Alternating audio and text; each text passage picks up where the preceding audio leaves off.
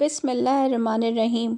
حضرت جابر بن عبداللہ رضی اللہ تعالیٰ عنہ کا شمار جلیل القدر صحابہ میں ہوتا ہے۔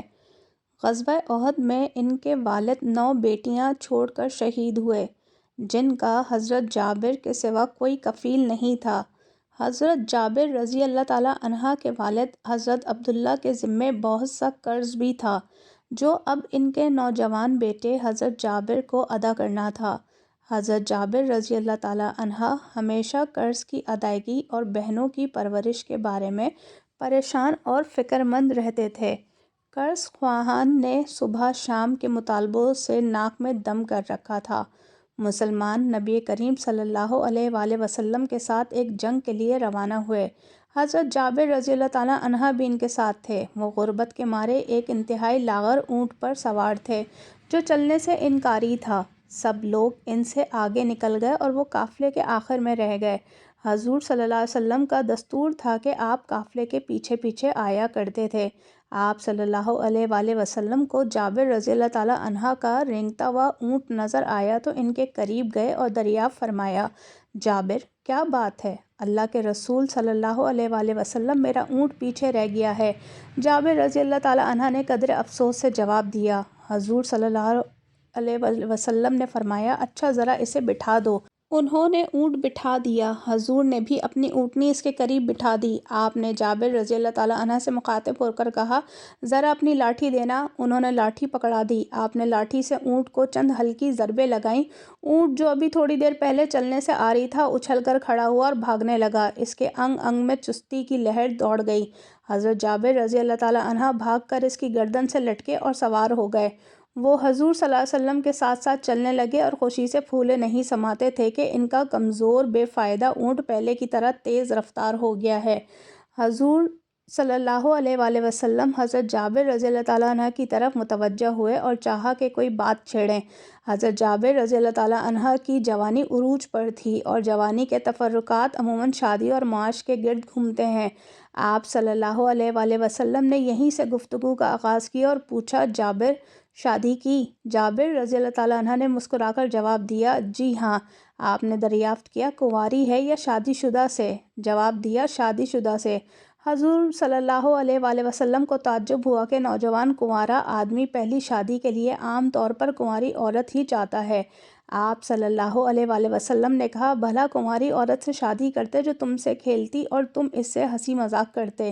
صحیح مسلم۔ حضرت جابر رضی اللہ تعالیٰ عنہ نے وجہ بیان کی کہ اے اللہ کے رسول، آپ تو جانتے ہیں کہ میرے والد غزوہ احد میں 9 بیٹیاں چھوڑ کر شہید ہو گئے ہیں، جن کا میرے سوا کوئی نہیں۔ مجھے یہ بات اچھی نہیں لگی کہ انہیں جیسی ہم عمر کسی نوجوان لڑکی سے شادی کر لوں اور سارا دن آپس میں لڑتی جھگڑتی رہا کریں۔ اس لیے میں نے بڑی عمر کی عورت سے شادی کی ہے، جو ماں کی طرح میری بہنوں کو سنبھالے گی، ان کی کنگھی پٹی کرے گی اور انہیں صاف ستھرا رکھے گی۔ حضور اکرم صلی اللہ علیہ وسلم نے دیکھا کہ ان کے روبرو ایک ایسا نوجوان کھڑا ہے جس نے صرف اپنی بہنوں کی خاطر جوانی کے پرخیر جذبات کی قربانی دے دی۔ آپ نے حضرت جابر رضی اللہ تعالیٰ عنہ سے دل لگی کرتے ہوئے کہا، شاید ہم مدینے کے قریب پہنچ کر سرار میں پڑاؤ ڈالیں اور تمہاری بیوی کو ہماری آمد کی خبر ہو اور وہ تمہارے لیے تکیے سجا کر رکھے۔ حضرت جابر رضی اللہ تعالیٰ عنہ کو اپنی اور اپنی بہنوں کی ناداری یاد آئی۔ انہوں نے فوراً کہا، تکیے؟ اے اللہ کے نبی صلی اللہ علیہ وآلہ وسلم، ہمارے پاس تو کوئی تکیے نہیں۔ آپ نے جواب دیا، انشاءاللہ تم لوگوں کے پاس تکیے ہوں گے۔ وہ دونوں چلتے رہے۔ حضور اکرم صلی اللہ علیہ وآلہ وسلم نے حضرت جابر رضی اللہ تعالیٰ عنہ کی مالی مدد کرنا چاہی۔ آپ نے ایک بار پھر انہیں مخاطب کیا اور فرمایا، جابر اپنا اونٹ مجھے بیچتے ہو؟ حضرت جابر رضی اللہ تعالیٰ عنہ سوچ میں پڑ گئے کہ یہ اونٹ ان کا کل سرمایہ ہے۔ پہلے تو یہ لاغر تھا لیکن اب قوی اور مضبوط ہو چکا ہے۔ پھر انہوں نے بھی سوچا کہ حضور کے مطالبے کو رد کرنے کی گنجائش نہیں۔ انہوں نے جواباً کہا، اے اللہ کے رسول، ٹھیک ہے، بتائیے اسے کتنے میں خریدیں گے؟ حضور صلی اللہ علیہ وآلہ وسلم نے جواب دیا، 1 درہم میں۔ حضرت جابر رضی اللہ تعالیٰ عنہ نے حیران ہو کر پوچھا، صرف 1 درہم میں؟ حضور نے بولی بڑھائی اور 2 درہم کہا۔ صرف 2 درہم میں۔ حضور قیمت بڑھاتے رہے حتیٰ کہ بات 40 درہم تک جا پہنچی۔ حضرت جابر نے مطمئن ہو کر کہا، اب ٹھیک ہے، لیکن ایک شرط ہے، میں مدینہ پہنچنے تک اونٹ پر سوار رہوں گا۔ حضور صلی اللہ علیہ وسلم نے اس بات میں جواب دیا۔ مسلمانوں کا قافلہ مدینہ پہنچا تو جابر رضی اللہ تعالیٰ عنہ اپنے گھر گئے اور اونٹ سے سامان اتارنے کے بعد حضور صلی اللہ علیہ وآلہ وسلم کی اقتداء میں نماز پڑھنے مسجد گئے اور اونٹ مسجد کے قریب ہی باندھ دیا۔ حضور نے نماز کے بعد باہر تشریف لائے تو حضرت جابر رضی اللہ تعالیٰ عنہ نے کہا، اے اللہ کے نبی، یہ رہا آپ کا اونٹ۔ حضور صلی اللہ علیہ وسلم نے حضرت بلال رضی اللہ تعالیٰ عنہ کو حکم دیا، جابر کو 40 درہم سے کچھ اوپر دے دو۔ مسند احمد۔ حضرت بلال رضی اللہ تعالیٰ عنہ حکم کی تعمیل کی اور 40 درہم سے کچھ اوپر رقم حضرت جابر رضی اللہ تعالیٰ عنہ کے حوالے کر دی۔ حضرت جابر نے رقم لی اور یہ سوچتے ہوئے واپس ہوئے کہ اب ان پیسوں کو کہاں صرف کروں گا، نیا اونٹ خریدا جائے یا پھر گھر کا سامان لیا جائے۔ ادھر حضور نے بلال رضی اللہ تعالیٰ عنہ سے کہا، یہ اونٹ پکڑو اور جابر کو دے آؤ۔ حضرت بلال رضی اللہ تعالیٰ عنہ نے اونٹ کی باک تھامی اور حضرت جابر رضی اللہ تعالیٰ عنہ کی طرف چل پڑے۔ حضرت جابر نے حضرت بلال رضی اللہ تعالیٰ عنہ کو اونٹ کے ساتھ دیکھا تو حیران ہوئے کہ یہ سودا ختم کر دیا گیا ہے۔